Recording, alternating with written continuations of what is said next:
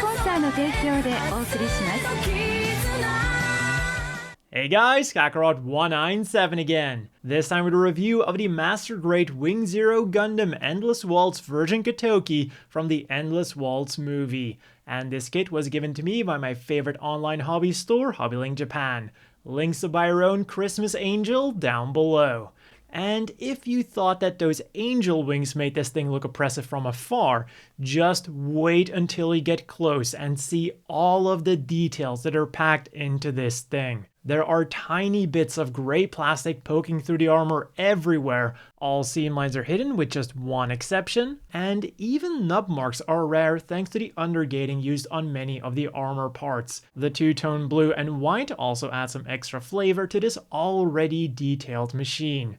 We then get nice metallic green stickers for the eyes, the main camera, the crest sensor, the back camera, the zero system on the chest, the arm sensors, the cockpit-esque thing on the shield, and finally also the sensors on the twin Buster rifle.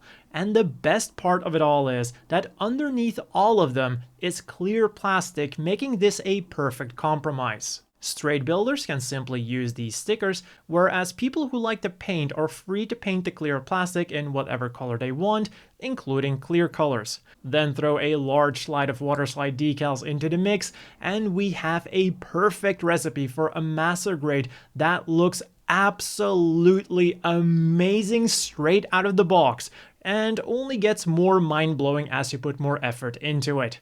Underneath, things are also not too shabby with a nicely detailed inner frame by modern standards, and in terms of functionality, this frame gives the Wing Zero some seriously impressive articulation while mostly safeguarding its structural integrity. But more about that later. For now, let's have a look at the arsenal that this monster comes with. First up, we have two machine cannons that pop open on the body. Next up, we have two beam sabers stored on the backpack that come with two curved green beam saber blade effect parts. And thanks to the pegs on the included holding hands, they also fit very securely, allowing you to pull off some really cool poses. And if you want to make them even more dynamic, we also get open hand parts for both of the hands.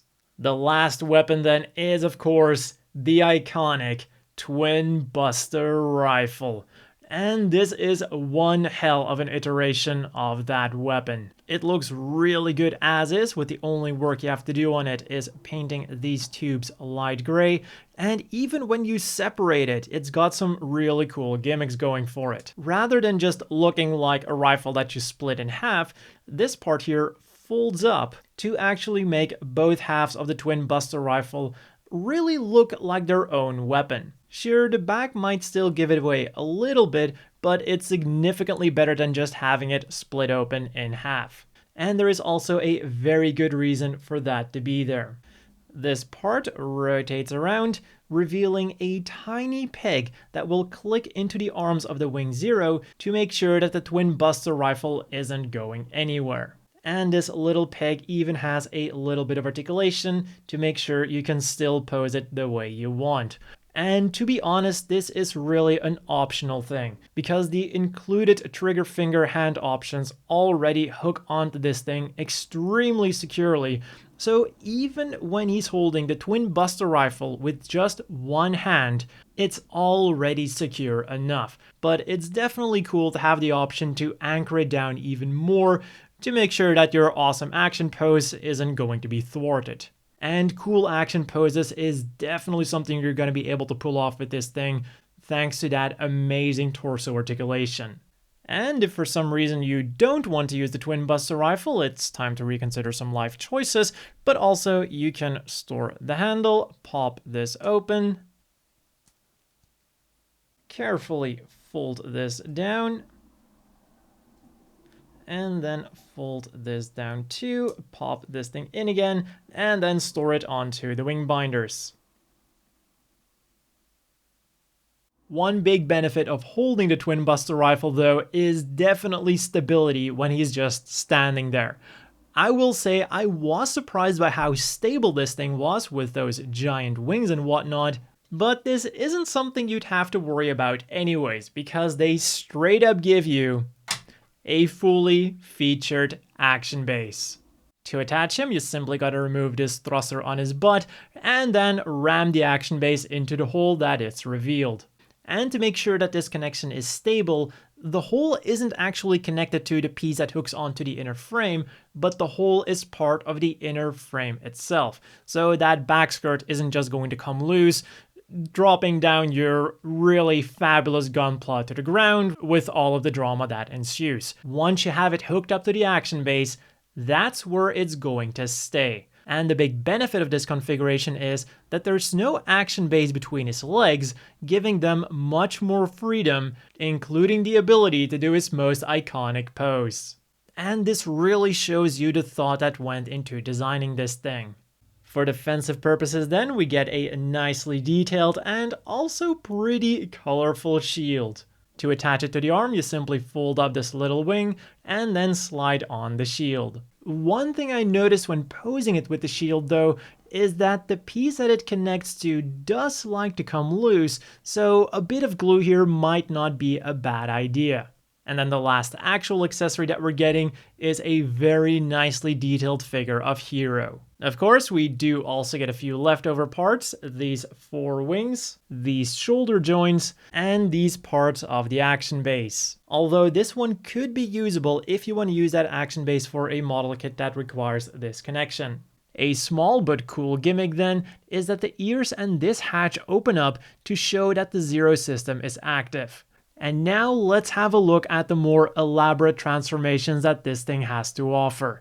We're starting off simple with the atmospheric re-entry mode.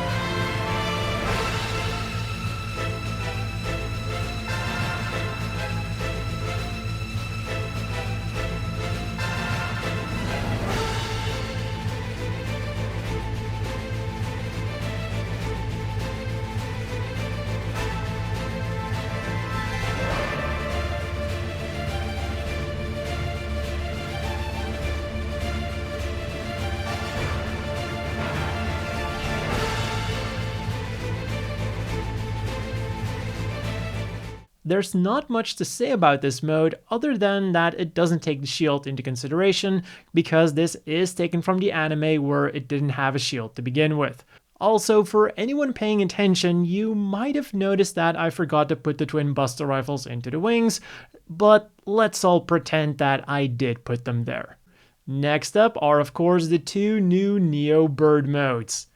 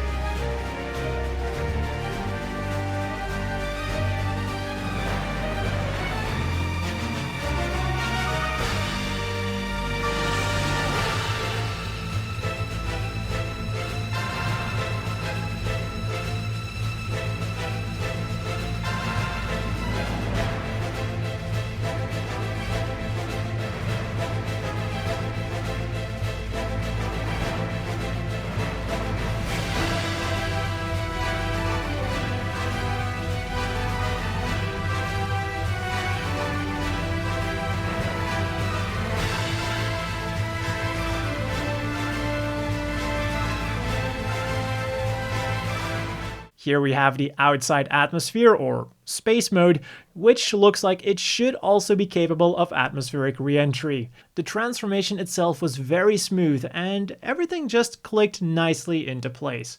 The wings can be a bit of a pain to line up, but that's just how the mobile suit is designed. To help with this, just as with the atmospheric re-entry mode, we do get an extra part to keep them in place. And I'm not counting that as a parts formation because it really is there just for our convenience. And technically speaking, you could do so without it. although I wouldn't recommend it because it also includes an extra attachment for the action base. And now let's pretend that we just went through the atmosphere and transform it to the in-atmosphere mode. The manual wants you to untransform him halfway, but honestly, it's not that difficult to switch between the modes. Just be careful with the arms of the main wings.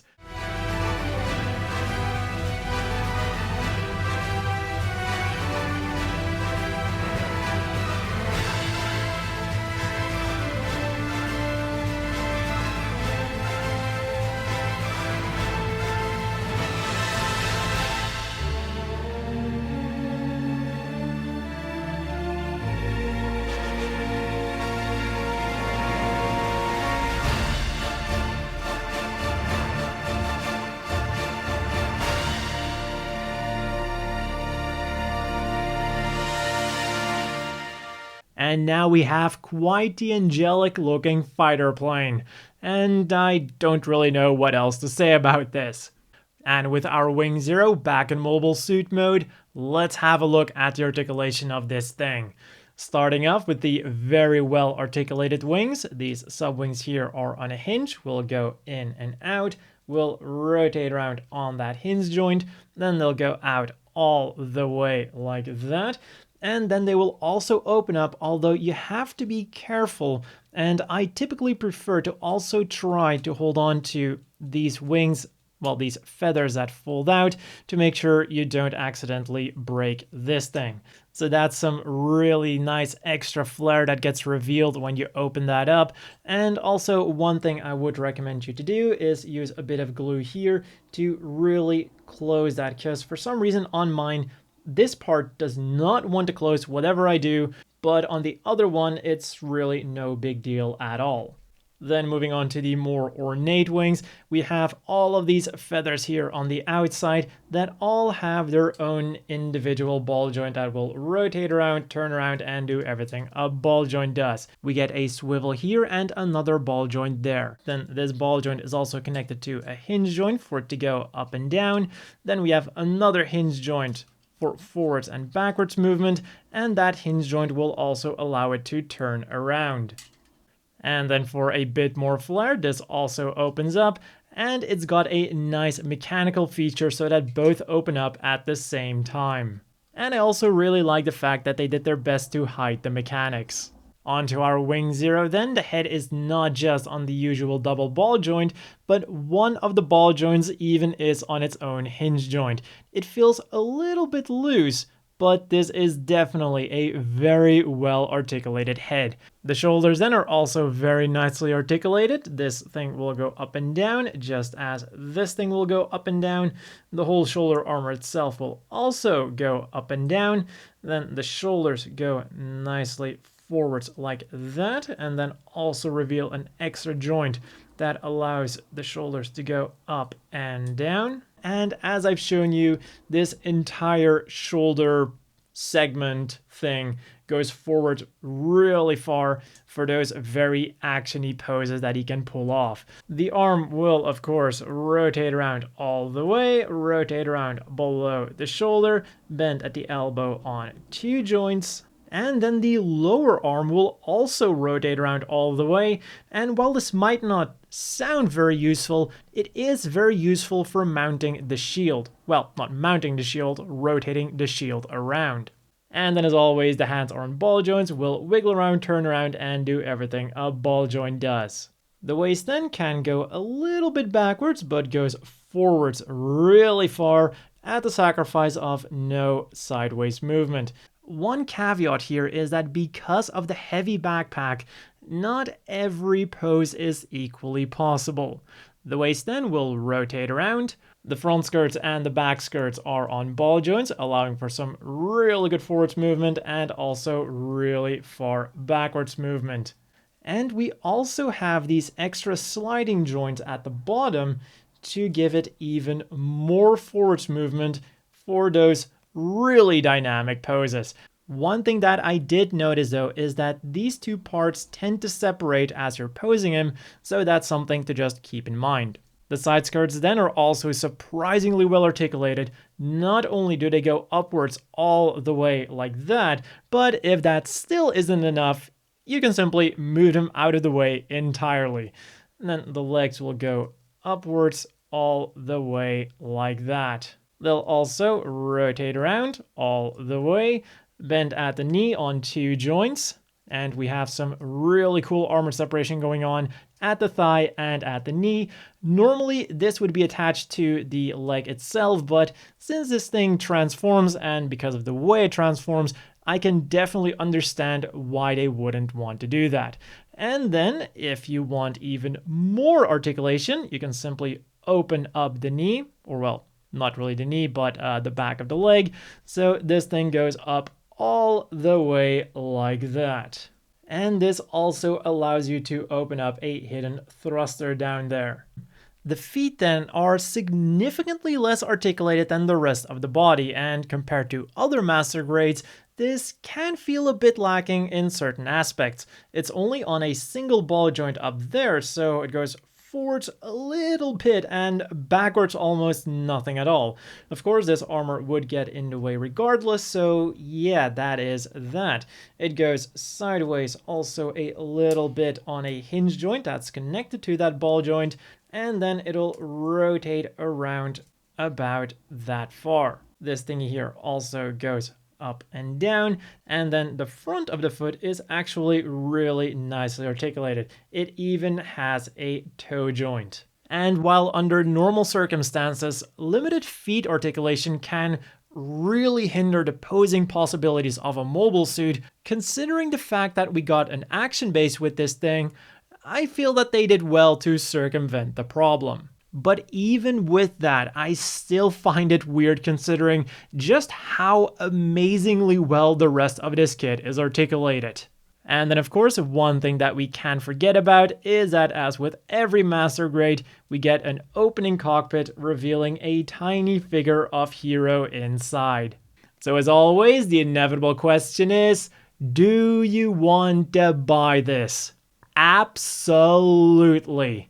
For 5,500 yen, we're getting an amazingly detailed version of the Wing Zero Endless Waltz version that does everything you'd want it to do and more. I love it that we're finally able to transform the Endless Waltz version. And even though it's not without a few minor flaws, I think they get easily overshadowed by everything else. The thing that I found the saddest was that they decided to go with line art accurate white hands instead of anime accurate gray hands. And when that's my biggest complaint, I think that says something. Not to mention that for that 5,500 yen, we also get a fully featured action base. This is not only a kit that will please Gundam Wing fans, but pretty much anyone who's looking for a detailed Gundam that'll look awesome on his or her shelf. It's just that impressive, and all of that for a price that won't break the bank either. For some size comparisons then, first of all, here it is next to the old Wing Gundam version Katoki, which I built a very long time ago, even before I started doing panel linings on my kits, and next to the very old Wing Zero TV version, which is a kit I built when I started doing panel lining, but still wasn't very good at it. Now, one thing I want to say here is that even though the Wing Gundam version Katoki is a really old master grade, I feel that it still looks pretty damn good, and even the articulation still holds up relatively well to this day. The abdomen, in a way, is even better than that of the Wing Zero Custom here, because it can actually go side to side. It's on a ball joint. Next up then, here it is next to some other Katoki kits, and what really stands out here is just how thin Gundam Wing Gundams are compared to early UC designs. And then finally, here it is next to the standard-sized high-grade Jim Custom and the always bulky high-grade Zaku 3. And despite the scale difference, the Zaku 3 is hanging in there pretty well if we don't take those massive wings into account. And that is all for this review, brought to you by Hobbling Japan. If you want to buy your own birdie, links down below. And as always, a big thank you to the Patreon supporters. I hope everyone watching has a great day, and I'll see you all next time.